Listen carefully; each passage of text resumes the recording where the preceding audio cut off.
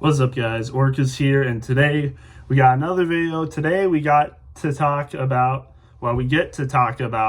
Skeleton Crew episode 3.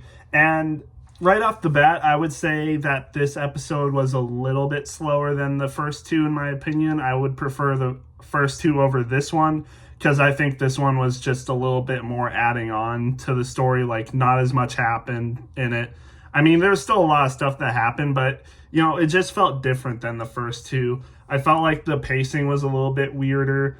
I also thought the kids were a little bit more annoying, but they're still like fine. Like, they're nowhere near as bad as the twins from the Acolyte levels of bad when we saw them as kids. Like, these kids are, angels compared to those two. But these four, kids, again, a little bit more annoying.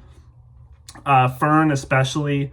I mean, like, we knew she was like this from the first two episodes, but it seems like she's just being a little bit more extra than she needs to be, I think. But maybe it's just because I don't like when kids are annoying, even though that's in real life, I understand. But just a little bit what I noticed there.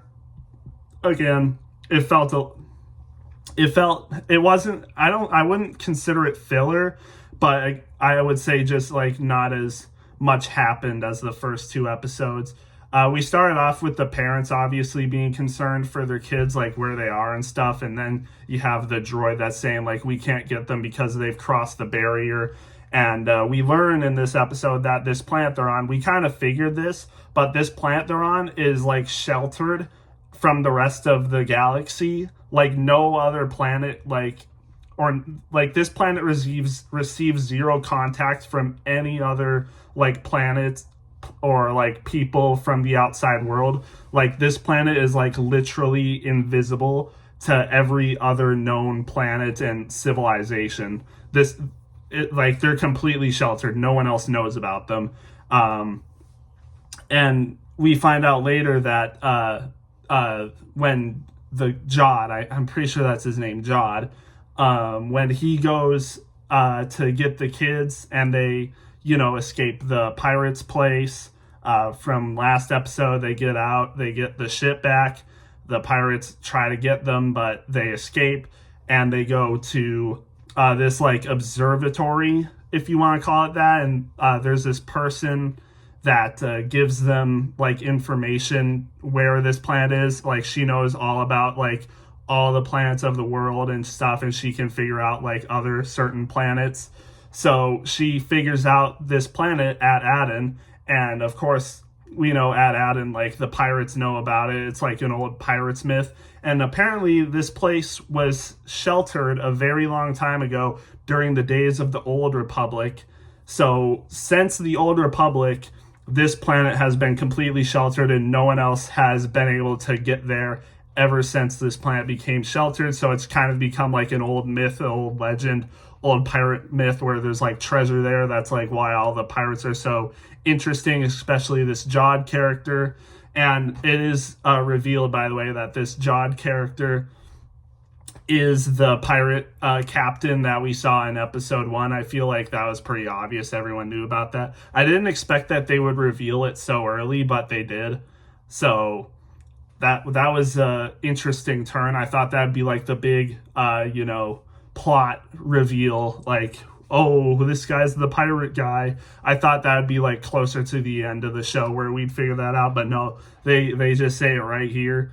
And like, back to the beginning when they're figuring out where At-Aden is, and they figure out like it's an old planet.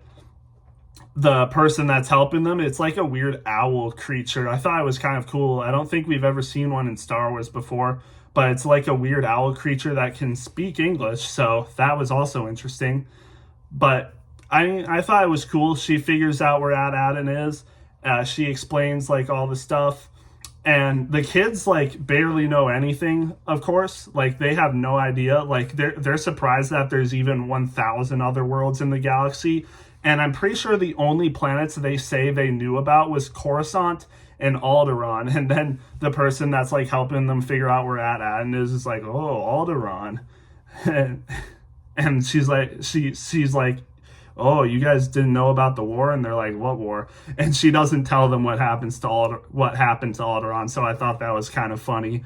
But yeah, that was interesting. Like, again, the lore building, really cool stuff. Old Republic, hidden planet. It's kind of like a Tanalorr from Jedi Survivor, where it's like a hidden planet that nobody knows where it is, basically limited access, only a few people know about it and how to get there.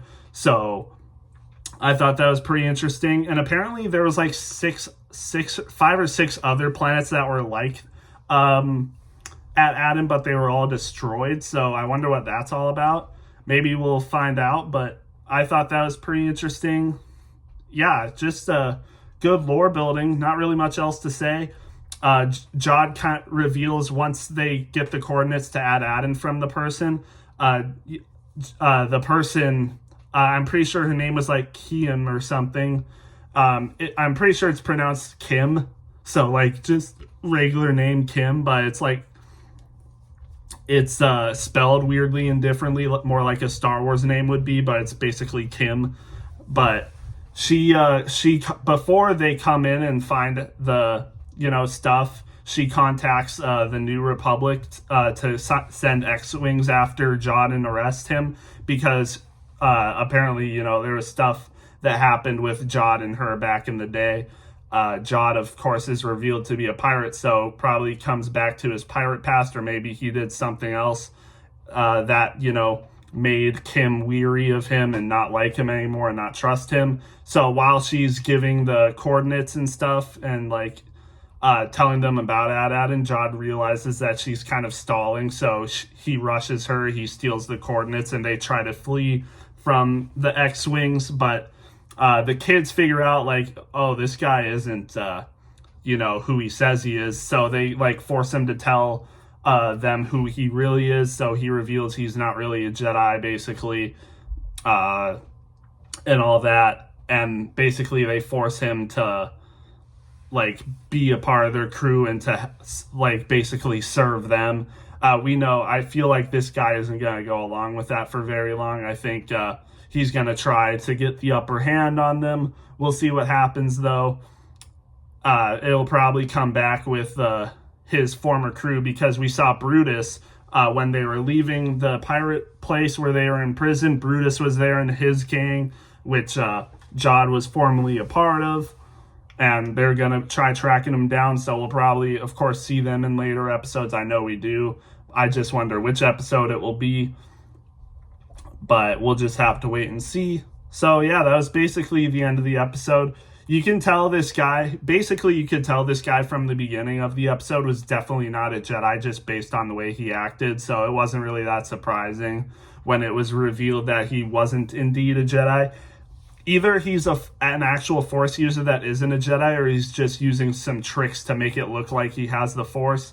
I don't know which one to believe, honestly, though. I can't tell whether he's actually Force sensitive or he's just using tricks to make it look like he has the Force. I really can't tell.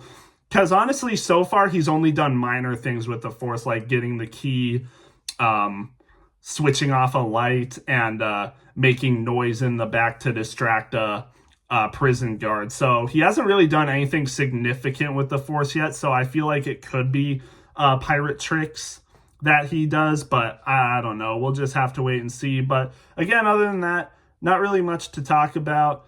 I thought it was, again, pretty decent still. I'd probably give it like a C+ or a C. Not really as good as the other 2 episodes, but still entertaining enough. Still enough, interest. I'm excited to see where this show goes from here.